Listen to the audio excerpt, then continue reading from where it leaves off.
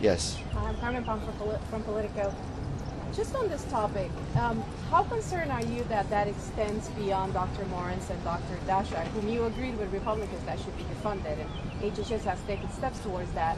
Are you planning to sort of like do an investigation, a NIAID or maybe an NIH, to see if this was a more widespread, leaving aside Dr. Fauci, if this was more widespread among people at higher levels? So those conversations are happening within our committee to determine what would be the next steps.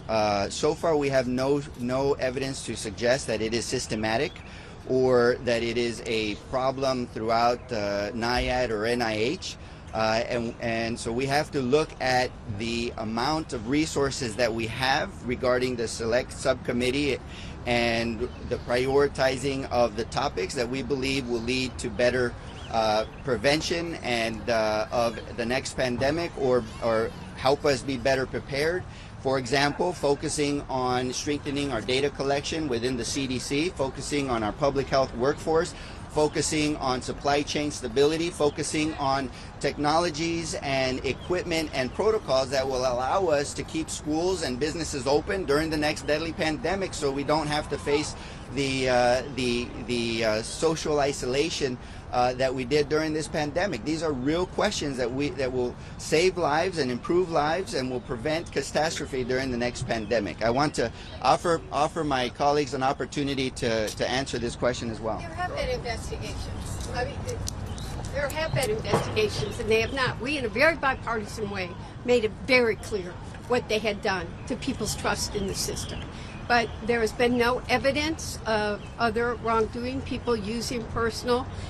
They will continue to investigate it. And again, the select committee is there, so what do we do to prepare for the next pandemic?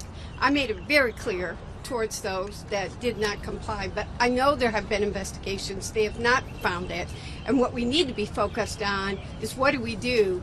Because I keep telling you, it's not if, it's when the next pandemic comes. So I think we need less of trying to destroy personalities and more how to restore faith in public health and get people to do what they do to prevent it from happening in the future. And you remember, Tony Fauci was using the best science. CDC is the one that did the 6 feet. Everybody was using the best science. When we started this, nobody knew anybody. This was all new. They were using the best science every single day. I mean, one of the things that it did is showed America what had happened is we had offshored everything, and we didn't even have gloves, masks, and gowns in this country and had to rely on China. So we need to we need to talk about pharmaceuticals. We need to talk about our medicines, 80-90% being made in China or India. Is that a national security issue? Yes. Do we need to have an ability to turn a supply chain around quickly and not have to? I was calling people in China as some of my hospitals were making orders there. But you didn't know the quality. Will you go inspect it before we spend millions of dollars? These are the issues we need to be working about, not trying to destroy brilliant men.